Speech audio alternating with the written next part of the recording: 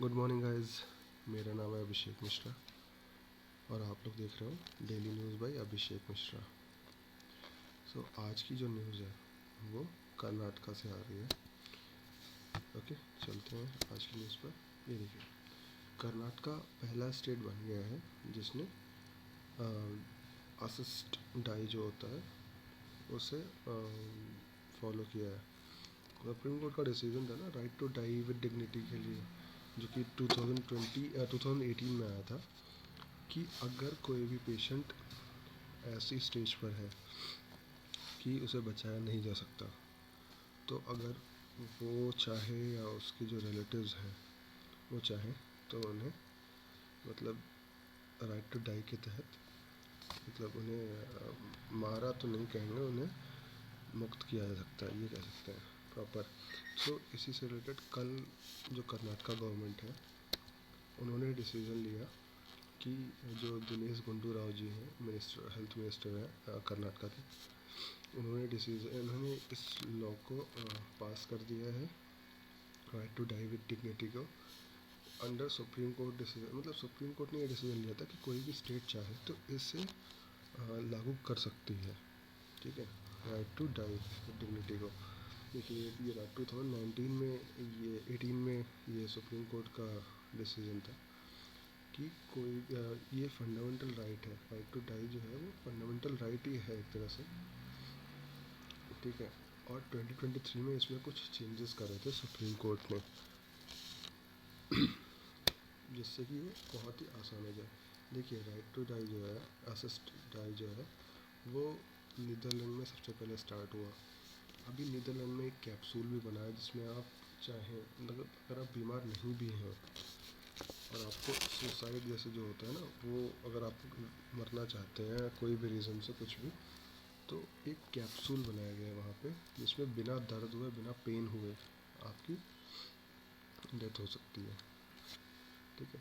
ये जो right to die, ये जो असिस्टेंट डाई है ना, असिस्टेड डाई जो है, ये देखिए स्विट्ज़रलैंड, नीदरलैंड, स्पेन और बहुत सी कंट्रीज़ में स्टार्ट हो गया है। नीदरलैंड से स्टार्टिंग हुई, मतलब डच पीपल ने सबसे पहले यूज़ किया था। ओके, ब्रिटिश में जो है, मतलब ब्रिटेन में इस पर अभी डिसीज़न नहीं हो पाया प्रॉपर। डच जो गवर्नमेंट है और ब्रिटिश गवर्नमेंट ने इसे मतलब गवर्नमेंट जो वहाँ की असेंबली है वहाँ पर उसे ले आए थे, बट पास नहीं हो पाया ये लॉ। ये जो ब्रिटिश जेरिएट्रिक सोसाइटी है, इसने उस लॉ का अपोज किया, उस लॉ को। तो अब इस पर क्या हो रहा है, जो भी मतलब कुछ लोग इसको फॉलो कर, इसके खिलाफ थे और कुछ लोग इसके साथ थे।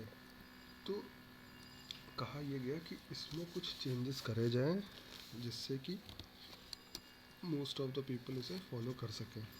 इसीलिए कुछ चेंजेस के लिए इसे आगे बढ़ाया गया। अभी तक तो ब्रिटेन में फॉलो नहीं हुआ है, ये रूल लागू नहीं हुआ है, बट आने वाले दिनों में वहाँ पे भी लागू हो जाएगा ऐसा माना जा रहा है, ठीक है। आप देखिए, बेंगलुरु मतलब कर्नाटका इंडिया का फर्स्ट स्टेट बन गया है, और जो महाराष्ट्र है वहाँ पर अभी ये लागू तो नहीं हुआ है, लेकिन इससे रिलेटेड कुछ चीज़ें सुनने में आ रही, कुछ डिसीजंस लिए गए हैं वहाँ पर भी। अब वो तो आगे चल के पता लगेगा, अभी प्रॉपर सामने नहीं आया है। लेकिन अब इंडिया का जो भी स्टेट चाहे वो इसे लागू कर सकता है, क्योंकि सुप्रीम कोर्ट का डिसीजन आ गया है। तो देखिए, थर्सडे को कर्नाटका गवर्नमेंट ने ये कहा कि कोई भी neurologist, neurosurgeon, anaesthetist, intensivist who has been approved, जो भी अप्रूव्ड हो transplantation of human organisation tissue act के तहत, 1994 का था, उसके तहत जो भी पर्सन मतलब अप्रूव्ड करा जाएगा, DHO मतलब डिस्ट्रिक्ट हेल्थ ऑफिसर के द्वारा, जो फिर नॉमिनेट करा जाएगा मेंबर, या फिर डिस्ट्रिक्ट हेल्थ ऑफिसर खुद। देखिए, इससे क्या होगा, 2 स्टेज में पास किया जाएगा। फर्स्ट स्टेज जो होगी, मान लीजिए कोई पेशेंट किसी हॉस्पिटल में भर्ती है, ओके, अब उसकी कंडीशन ऐसी है कि वो बिल्कुल मतलब मरने की स्टेज पर ही है, ना ही उसे मतलब वो अब आगे जी नहीं सकता, उसे या तो वेंटिलेटर पे वो चल रहा है बहुत टाइम से, वेंटिलेटर से जैसे हटा जाएगा तो ख़त्म हो जाएगा। ओके, तो इस केस में क्या होता है कि जो हॉस्पिटल का हेड होगा, मतलब टू स्टेज प्रोसेस है। फर्स्ट स्टेज में क्या होगा, जो हेड होगा वो डिसीज़न लेगा कि हाँ इन्हें मतलब राइट टू डाई के तहत इन्हें मतलब मारा नहीं कहेंगे, इन्हें मतलब मुक्त किया जा सकता है। ओके, और जो आप उसके बाद जो सेकंड स्टेज का डिसीज़न होगा वो डीएचओ के हाथ में होगा, डिस्ट्रिक्ट हेल्थ ऑफिसर के हाथ में होगा। ठीक है, या तो डिस्ट्रिक्ट हेल्थ ऑफिसर खुद मतलब चेकअप करेगा, चेक करेगा कि हाँ इसे मुक्त किया जा सकता है या फिर जो डिस्ट्रिक्ट हेल्थ ऑफिसर होगा वो एक मेंबर को नॉमिनेट करेगा। ठीक है, वो कोई भी मेडिकल एक्सपर्ट हो सकता है जो कि इसे सर्टिफाई करेगा, डेथ के लिए इसे सर्टिफाई करेगा कि हाँ इसे मारा जा सकता है। क्योंकि देखिए, अब ये इसे पॉजिटिव तरीके से भी देखा जा सकता है और नेगेटिव तरीके से भी देखा जा सकता है क्योंकि इसका यूज़ जो है ना वो दोनों तरीके से हो सकता है। सुप्रीम कोर्ट का ये कहना था कि जो दो बोर्ड होंगे उनसे पहले क्या होगा कि जो भी पेशेंट होगा उसके दो नॉमिनी होंगे, उन दोनों नॉमिनी से इस पर पहले साइन करवा लिया जाएगा और कुछ भी अगर प्रॉब्लम होती है तो वो उनसे ही फिर बात करनी होगी सीधे। ठीक है, और जो भी डिसीज़न लेना होगा वो दो नॉमिनी लेंगे या फिर अगर पेशेंट है तो वो खुद भी ले सकता है। तो मतलब तीन एक तरह से तीन लोग डिसीज़न लेने वाले होंगे। पेशेंट तो ऐसे केसेस में मोस्टली बात नहीं कर पाते हैं, तो जो पेशेंट के द्वारा दो नॉमिनी होंगे वो डिसीज़न लेंगे। ठीक है, अब जो डॉक्टर रूप गोस्वामी एक है, ये मुंबई के न्यूरोलॉजिस्ट हैं। इन्होंने यही मतलब मेनली इस जो राइट टू डाई में असिस्टेड डेथ जो है इससे इसके लिए इंडिया में यही मेनली मूवमेंट, इन्हीं ने मूवमेंट जारी कर रखा है। ठीक है, यही मूवमेंट चला रहा है कि ऐसा भी होना चाहिए। ठीक है, गोवा और महाराष्ट्र, केरला, इन्होंने कुछ रूल्स फॉलो, इन्होंने कुछ रूल्स पास किए हैं लेकिन अभी प्रॉपर तरीके से right to die assisted death या फिर अभी फॉलो नहीं किया है। आगे चल के ये भी होगा फॉलो पक्का है। देखिए, जो राव जो मिनिस्टर हैं, हेल्थ मिनिस्टर है, उन्होंने ऐसा कहा है कि जो पेशेंट होगा वो अपनी मतलब लिविंग विल जो होती है, एक तरह से मरने से पहले क्या होगा, एक तरह से विल जो होगी वो लिविंग विल साइन करेगा।